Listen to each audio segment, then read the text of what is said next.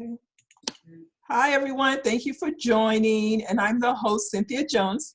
And I want to welcome you to the Profitable Business Mindset. And if you're looking to grow your business, your confidence, and design the life you want, you will not want to miss out. Today, we are interviewing a PR powerhouse, KJ Blattenbauer, to show us how to become our own PR publicist. KJ Blattenbauer is an award-winning publicist, and she has more than 23 years experience in helping entrepreneurs and influencers learn how to become their own PR powerhouses. Her expertise has been featured in such publications as Forbes, Entrepreneur on Fire, Inc., Fast Company, and much more. So if we can please welcome KJ. Hi, how are you? Thank you for having me. Awesome, awesome. Glad that you could be here with us. So I'm just going to dive right in. I know a lot of people in our audience are just starting off. Some are at the intermediate stage. For some of our portions of our audience are actually new. So why don't you just explain to them a little bit more about you and your business and your expertise? Sure. So as you mentioned, I'm a public relations professional. I've been doing PR and marketing for more than 2 decades in agencies, corporations, on my own. But what I found across all sorts of industries is that people struggle to promote themselves, their business, their brand, whether they're the brand or business like an influencer, or whether they have a store, whether they're working for corporate America. We all have the same struggle. And that's, we want to share our passion with people. But the second we start talking about it to people, we get real self-conscious. Like, oh, I shouldn't be bragging. This feels too salesy. And the second truth of it is, then we don't do it. We feel uncomfortable. We feel judged. We feel like we're being a braggart. And it goes against kind of human nature. So what I've noticed is that then people don't do it. And if you're not going to promote your passions or your business or your brand or what you're representing, no one's going to do it for you. It's not going to get done. And so we think, oh, I'll just post on social media and people will find, or I'll just have pretty pictures on Instagram and people will find me, or I'll run one Facebook ad, or I'll hang a store sign, or I'll send one email. And it's a constant repetition of always putting yourself out there. No matter what you're selling, that gets people to notice you. So you have to step into the spotlight and brag about yourself. Right. But there's a way to do it too. It's not just putting yourself out there and bragging about yourself. It's talking about yourself how they would want, how the person would want to accept your information, right? Like I could talk your ear off about why I'm so great. But if I don't, in the very first 30 seconds, tell you about how PR can benefit what you're doing, or have a hook that grabs your attention, I've probably lost you in the first couple seconds of talking. And so it's just positioning yourself in the right way to promote your business the best. Yes, that's some good points. I have another business that I started, and that's exactly what it was. I was fearful or shy or whatever you want to call it in promoting the business along with myself. And then like you were saying, I was doing that, like posting here on social media, posting like, why aren't people responding? Why don't I have more followers than this? So I think, as you've said, you promote yourself in a very positive way that's not, bragging or putting people off. Right. And it's consistently, it's like everything else. You show up consistently on a daily basis, you're going to sell a bunch of things. You show up consistently on a daily basis on Instagram, you're going to see traction. You show up consistently at the gym, you're going to reach your fitness goals. It's just not a one-off thing. You can't be like, well, I pitched this and nothing happened, then you never do it again. It's the constant repetition, I think, that helps you get more comfortable.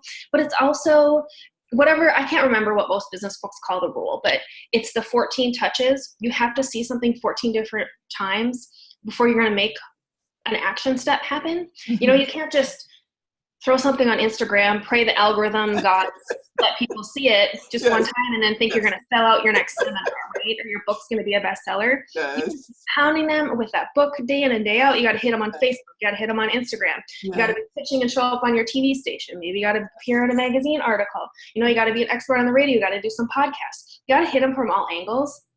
And I think it sounds overwhelming. I mean, as I'm describing it, I'm like, oh, that's a lot of things. But really, it's the same message over and over and over again, even down to Instagram, same message. Maybe switch out 1 or 2, 3 keywords, maybe switch out the picture, but it's the repetition. It's talking about something with the same exact sentence all the time, that's the first step of PR. And do it Wow. across all different channels, Wow. promoting yourself. So it's not going to take you a ton of time once you get it down. Wow, wow, that's great. That's great. Okay, so now thinking about your career and how far you have come, can you share with the audience what's one of maybe the worst decisions that you've made, and then how did you learn from that? Because I believe that, you know, as we do make mistakes, the important thing is to learn from that. I fail fast and I fail. I will run anything into the ground. My tagline, my husband jokes that my tagline is always like, well, how hard can it be? And then I just leap and hope the net will appear. I would say my biggest mistake that I think we could all learn a lesson from, that I know I learned a lesson from, was almost 8 years ago, I was in my dream job. I was the PR director for a national health club and like 3,000 events. I was in the sports world. I was the person you went to promote a marathon or a 5K or any endurance race. Okay. Like, I had it down. I had a system. People came to me from all over the world for advice on how to promote their thing. Okay. I was miserable. Oh, and one day I woke up and I thought, nothing's going to change unless I change it. Uh-huh. And I quit my job without a Wow. plan. And I thought, my girlfriends have been coming to me for advice with their Etsy stores or their pop-up shops, or they want to be influencers. Like, PR is the same no matter what you're selling, no matter what your industry is. It's the same 12 basic principles. Uh-huh. And I'm like, someone needs to help these entrepreneurs. Someone needs to help these influencers. They can't afford thousands of dollars every month to pay a PR agency. Right. They can learn to do it themselves. Someone needs to teach them. I can be that person. I had no business plan. I had no business sense. Like, it's one thing. I'm not saying that everyone that works in corporate America doesn't have business sense, but when you work for someone else, you don't have to know the back end operations. And even if you work for yourself, I would argue that a lot of people don't know the back end operations. So I was lucky that the day I left my job, my employer needed me. So that was my first contract. And from there, more people piled on. So lucky me, I was profitable day one when I started my own business. Wow. However, had that not happened, I would have had to go back to corporate America right away. I had no safety net. I had no savings that could cover like you should. I had no idea what I was doing. I didn't even know if I needed to register a company. I didn't even realize those were things you had to do, or save for taxes. Literally clueless. And so my advice for everyone else, basically, is failure. Have a plan. If there's an idea that keeps you up at night, if there is something that you want to start, if there's something that you are passionate about, business plan. And if you can make it through the business plan and you're not bored, you still love it, the passion is still there, then run with it. If you can't even make it through the business plan, you're never going to have the effort it takes to have a business. Like, you're never. And also, you're going to waste so much time and money because you're doing all the wrong things and you don't have the structure set up right. And someone's going to steal your stuff or come for you, or you're going to step on toes. Like, something bad's going to happen. Have that business plan. That's my biggest lesson. Wow, and that's a good lesson. You hear that a lot. People speak about having a business plan, but I think a lot of times, like you're saying, because you don't know a lot about business and things like that, you kind of like discount it. You're like, oh, if I just get started, I can make some money, and maybe I'll do the business plan later. But having that plan and being able to follow through that plan is a good indication that you will enjoy the business. Right, because how can you have a profitable business, no matter what you do, if you don't know what your competition's doing, what's working for them and what's not? Like, how do you know if you have that blue ocean or a red ocean and there's space for you? How do you know if the market's too saturated and if that's a good or bad thing in your industry? How do you know what you should be pricing your services as? You're just guessing, or you're just doing like, oh, I'm going to do a course, $9.97, like everyone else. It's not. And my husband compares it to, he's a smarter businessman than I am, but he compares it to having a restaurant and not knowing what ingredients go into a dish or how much all those ingredients cost. Because then how do you know what to price it? How do you know if you're profitable? How do you know how long it's going to take you to be profitable? And I have a dress line that I'm launching because I couldn't find anything to wear. And one of the first things he had me do was the business plan. And then we did a P&L, because if you don't know your profit and loss statement, you're never going to know what it costs to make a dress, much less what to sell them for, much less when you're going to be profitable, when you can hire a team, that sort of thing. So, but when I asked friends, like, hey, you make, jewelry, you make accessories, you make pillows, you make furniture, you make art. Well, how do you lay out your P&L? What do you all include? Because this is my first foray into having a product. They're like, what's a P&L? I think I went through like 60 people before someone's like, oh, I have this. It's just a template. And I was like, Wow. you guys mean business. Wow. So I think Wow. it's having those I think business plan, knowing what everything costs. Even if you're a service-based business, you still Uh-huh. have Squarespace, you still have an email, you Uh-huh. still have all those expenses. You got to know what that all costs you, so then you can cover it. Because it's one thing if you're, oh, I'm making $10,000 a month, but if you're Mhm. spending $30,000 a month, your processes, your whatever, and all your advertising, that's not going to keep you going. That's not much profit there. No profit there at all. That's some good advice. That's some good advice. Business plan and your profit and loss. Yeah. You have to know what are you making, and like you're saying, pricing, to be able to know to make a profit, or else how would you know how much you're making? Wow. Mm-hmm. And that's amazing. You went through 60 people before someone could tell you. Wow. Right? That's an indication that a lot of us don't know. Yeah. No, and it's sad because I think that it's an indication, one, we're not learning it in school, even Hmm. if we have business degrees. Hmm. And we're not learning it, I guess, in any of the courses or any of Hmm. the conferences or any of the other business stuff. It's just Hmm. not something that's talked about. And I don't know if it's because it's a money thing or Yeah. a thing, but Yeah. get a business plan, get your ducks in a row, have a P&L, conquer the world. Yay.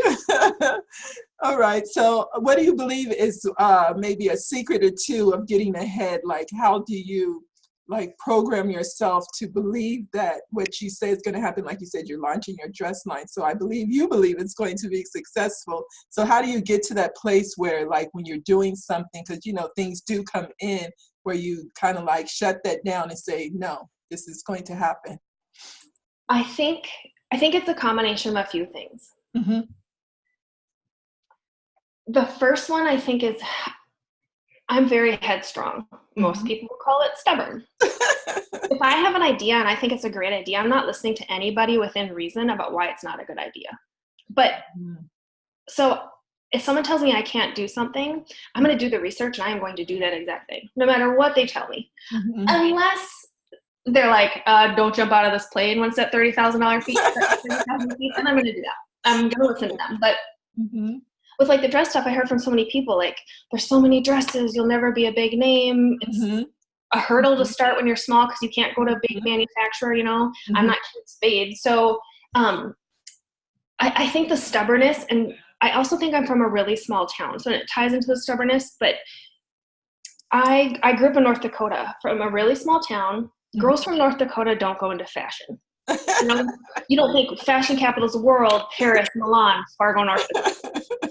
And that makes me sad because I think I was raised in a family where you could be anything you wanted to be. You want to be an Wow. astronaut? Awesome. Wow. Go do that. You want to be whatever? Cool. Do your chores, then go do whatever it takes to do that. Wow. You want to be a doctor, you want to be a lawyer. Mm-hmm. That's awesome. We support you, but you're going to have to put in the work. Uh-huh. So I think it's my stubbornness. I think it's my need to prove everyone wrong that a small town girl can't do something. Mm-hmm.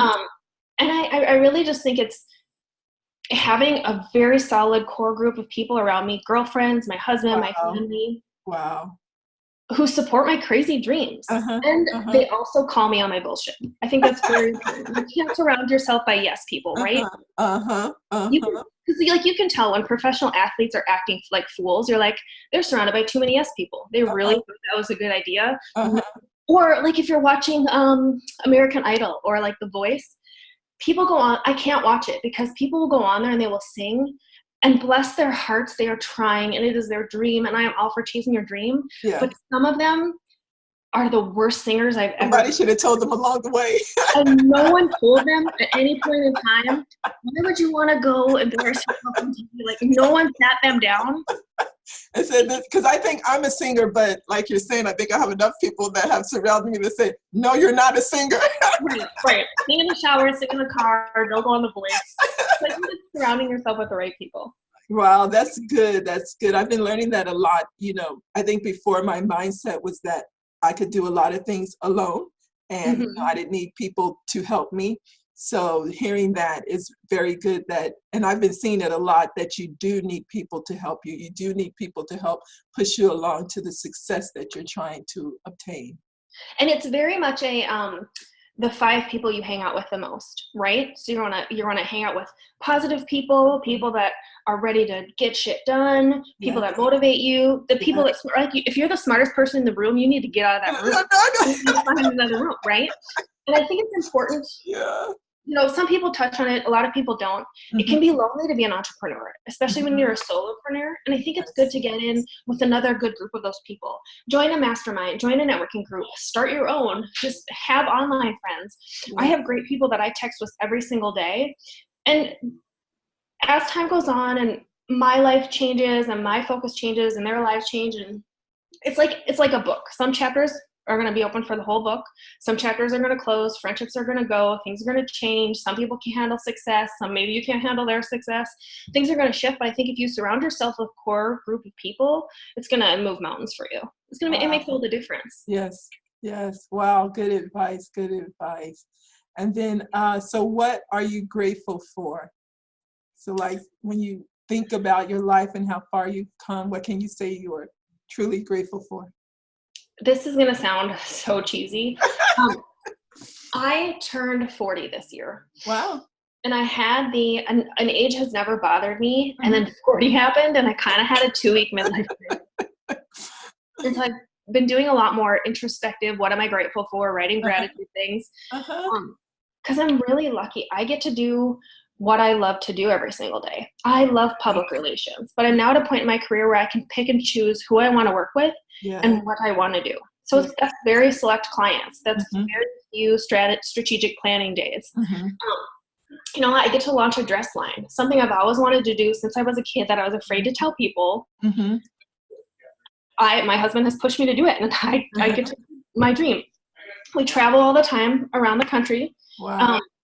You know, and I have a wonderful partner at home. I have my health. I have an amazing family. I have a great group of friends. I don't have tons of acquaintances, but I have a great group of friends. So I'm grateful for all those things. I'm grateful that so much hard work, so much struggle, a lot of failure, and a lot of tears, you know, like the crying in a ball on your bathroom floor days, have all led to where I'm at now, where I feel comfortable in my skin and I'm happy with what I've done. Wow. Wow. That is so great. And I believe a lot of people are trying to achieve that. A lot of people want to wake up every day and feel grateful and happy that they're doing exactly what they want to do. Yeah. I think so too. And I really truly believe it's a mindset thing. I'm sure if I sat here, I could think of tons of negative things. You know, it's not all sunshine, puppies, and rainbows. But I think if you just start with one thing every day, and if you just take that one thing, and whether you write it out or you put it in your phone, you know, put it in a jar, put it in a folder, do whatever you want to. And on the days where things aren't so great, look at the gratitude thing. I think positivity begets more positivity. You know, I think if you put it out into the universe that you're negative and grumpy, you're going to always be negative and grumpy. If you put it out there that you're happy and you're blessed and this is what you want to do, speak in your dreams. Yes. You might get 1,700 things thrown at you in a day that's like, oh my God, slam my laptop, throw it out the window, like light it on fire. Yes, yes. But you're still going to get up the next day and be like, I'm doing this. You know, like those things should be motivation. They shouldn't be like, I'm going to go hide in my bed and cry for an hour. Yes, yes. Wow, wow, good stuff, good advice. Wow. Okay, so as the conversation is coming to an end, is there anything else that you would like to discuss or we didn't bring up? And I just also want to mention that I did see the dresses that you wear, you make, and I think they are gorgeous. So I'll be definitely looking for your line. I was like, wow, I think they're really gorgeous. Yeah. Thank you. I appreciate that. I feel bad that we didn't talk a lot about PR. So I think I want to leave your audience with the easiest thing they can do is have a plan. Take a blank calendar, whether they download the Pitch 52 calendar I have, or they just go search them out. Look at all the marketing holidays. So take your blank calendar, add in everything you know you're doing, launches, important dates to your business, important dates to your industry, write those on the blank calendar. Then Google or download my Pitch 52 calendar and fill in any marketing holidays that apply to you. And you'll see that between your sales and your launches, things that are important in your industry or your entrepreneurial circle, the marketing holidays, you'll start having a populated calendar of things that you can be promoting, posting about, and pitching. It's going to make your life so much easier to even have that skeleton calendar of a plan. And because it's in calendar form, you know what day to be doing things. you can start planning your life around that. And it's going to take so much overwhelm out of the pitching and the promoting and putting yourself out there, because you know what to say. You don't have to worry about what to say. Yeah. You don't have to worry about when to say it. Yeah. You have to give yourself a big girl pep talk or a big boy pep talk and just go do it, because you have the things there. And if you can't give yourself a pep talk, you can find me on Instagram and I will pep talk you. Great. Then I might even be looking you up. I'm here for it. Great. Thank you so much. It's been such a joy meeting you. Such a joy talking to you. I love your energy and everything. And thank you for taking the time again to speak with us and let us know about your PR and what you're offering. Thank you so much. Thank you for having me. Okay.